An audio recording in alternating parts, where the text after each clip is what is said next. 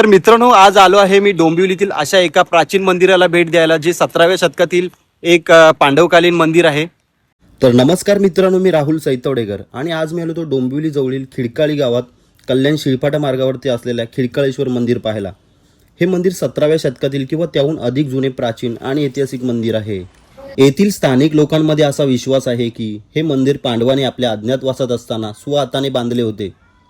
सभामंडप आणि मुख्य गाभारा अशा दोन भागांमध्ये हे मंदिर आपल्याला पाहायला मिळते। मंदिरामध्ये अनेक देवी देवतांच्या मूर्ती आहेत।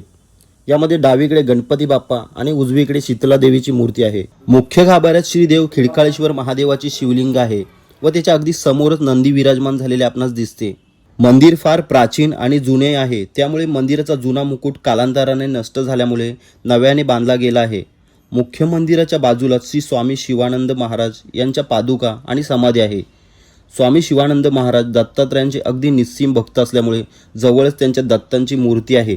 थोडं पुढे आल्यावर एक लहानसं आणि सुंदर हनुमान मंदिर आहे। मुख्य मंदिराच्या समोर आणखी एक सभामंडप नव्याने बांधला गेला असून त्याच्या समोर होम हवन आणि बाकी विधी होत असाव्यात। आणि याच ठिकाणी भिंतीवर भगवान शंकराची ध्यान करताना एक भिंतीचित्र आपल्याला पाहावयास मिळतो। खिडकाळेश्वर मंदिर या ठिकाणी येण्यासाठी योग्य वेळ म्हणजे श्रावणी मास आणि महाशिवरात्री। तर मित्रांनो, तुम्ही सुद्धा कल्याण डोंबिवलीमध्ये राहताय आणि या श्रावणात शिव मंदिर पाहताय तर या खिडकाळेश्वर शिव मंदिराला नक्की व्हिजिट करा आणि अशाच नवनवीन लोकेशनसाठी मला फॉलो करा। Bye bye.